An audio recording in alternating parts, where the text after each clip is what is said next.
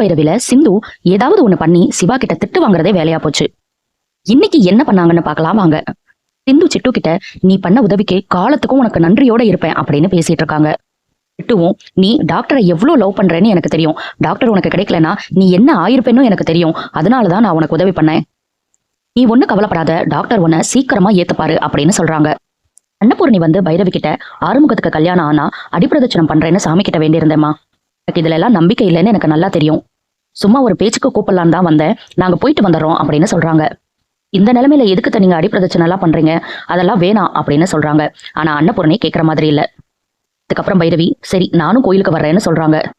உனக்குதான் இதுல எல்லாம் நம்பிக்கை இல்லையே அப்படின்னு கேட்டதுக்கு உங்களுக்காக வர்றேன்னு சொல்றாங்க. அன்னபூர்ணி ரொம்பவே சந்தோஷப்படுறாங்க.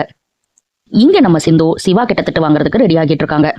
துணி எல்லாம் மடிச்சு பீரோக்குள்ள வச்சிட்டு இருக்காங்க. அப்போ டாக்டர் கோட் இருக்கிறத பாக்குறாங்க.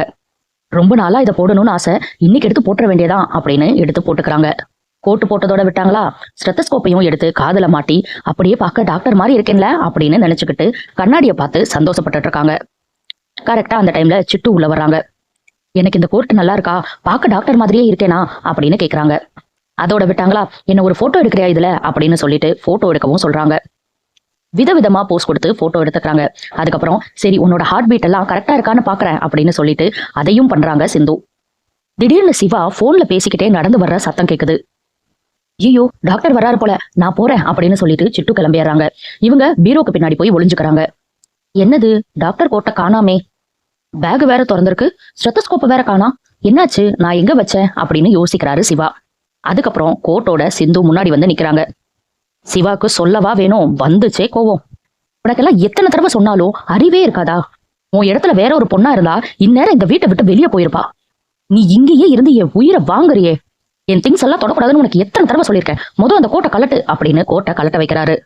இந்த கோட்டை நீங்க போடாதீங்க டாக்டரே, நான் துவைச்சு தர்றேன் அப்படின்னு சொல்றாங்க சிந்து. என்கிட்ட இந்த மாதிரி ஏகப்பட்ட கோட்டை இருக்கு, நீ போட்டதை நான் போடவே மாட்டேன், அதை தூக்கி போட்டுரு அப்படின்னு சொல்லிட்டு வாங்கி கசக்கி தூக்கியும் எறிகிறாரு. திட்டு வாங்குறதே சிந்துவுக்கு வேலையா போச்சு. இங்க பைரவி, ஆறுமுகம், அன்னபூரணி, காயத்ரி எல்லாருமே கோயிலுக்கு வந்துடுறாங்க. சாமி கும்பிட்டுட்டு நேர்த்தி கடனையும் ஆரம்பிக்கிறாங்க. அப்பவும் பைரவி அன்னபூர்ணி கிட்ட ஒரு தடவை 3 சுத்து உங்களால சுத்த முடியுமாத்த, பயங்கரமா வெயில் அடிக்குது அப்படின்னு சொல்றாங்க. அதெல்லாம் ஒன்னும் பிரச்சனை இல்லம்மா, இதுக்கு முன்னாடி நான் 11 சுத்தே சுத்திருக்கேன் அப்படின்னு சொல்றாங்க.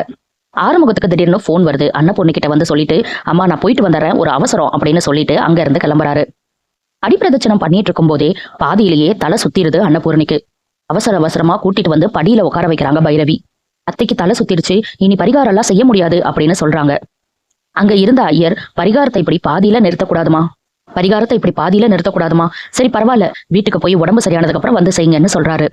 அதெல்லாம் ஒன்றும் பரவாயில்ல, நான் இப்பவே செஞ்சிடறேன் அப்படின்னு சொல்றாங்க அன்னபூர்ணி. உடனே பைரவி வேணும்னா அத்தைக்கு பதிலா நான் வேணா பண்ணட்டா அப்படின்னு கேக்குறாங்க. ஐயரும் கல்யாணத்துக்காக வேண்டினது தானே, மாமியார் பண்ணலைன்னா மருமக பண்ணா ஒன்னும் தப்பு கிடையாது அப்படின்னு சொல்லிடுறாரு. பைரவியும் அடிப்பிரதட்சணம் பண்ண ஆரம்பிச்சிடுறாங்க.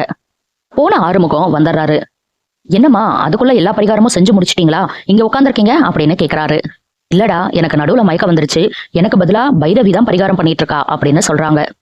அதை பார்த்துட்டு ஆறுமுகம் ரொம்பவே ஷாக் ஆகுறாரு. என்னம்மா இவளை புரிஞ்சுக்கவே முடியலையே, பைரவியா அடிப்பிரதட்சணம் பண்றா அப்படின்னு ரொம்பவே ஆச்சரியமா பாக்குறாரு ஆறுமுகம். 3 தடவை கோயில சுத்தி வந்து சாமி முன்னாடி கை கூப்பி நின்னு பரிகாரத்தை முடிக்கிறாங்க பைரவி. சாமி நம்பிக்கையே இல்லாத ஒருத்தர் தனக்காக இவ்வளவு பெரிய விஷயத்த பண்ணிருக்காங்களே அப்படின்னு நினைச்சு அன்னபூரணி ரொம்பவே சந்தோஷப்படுறாங்க. கட்டி பிடிச்சு நெத்தியில முத்தமும் தராங்க. பைரவி மனசுக்குள்ள ஆறுமுகமும் காயத்ரியும் அவங்க அம்மாவை இவ்வளவு நல்லா பாத்துக்கிறாங்க, அவங்க தலையில அடிபட்டதுக்கு காரணம் நாதான்னு தெரிஞ்சா என்ன ஆகுமோ அப்படின்னு யோசிக்கிறாங்க. இதோட இன்னைக்கு எபிசோட முடிச்சுட்டாங்க. அடுத்தடுத்து சிந்து பைரவியில என்ன நடக்குதுன்னு தெரிஞ்சுக்க சப்ஸ்கிரைப் பண்ண மறந்துடாதீங்க.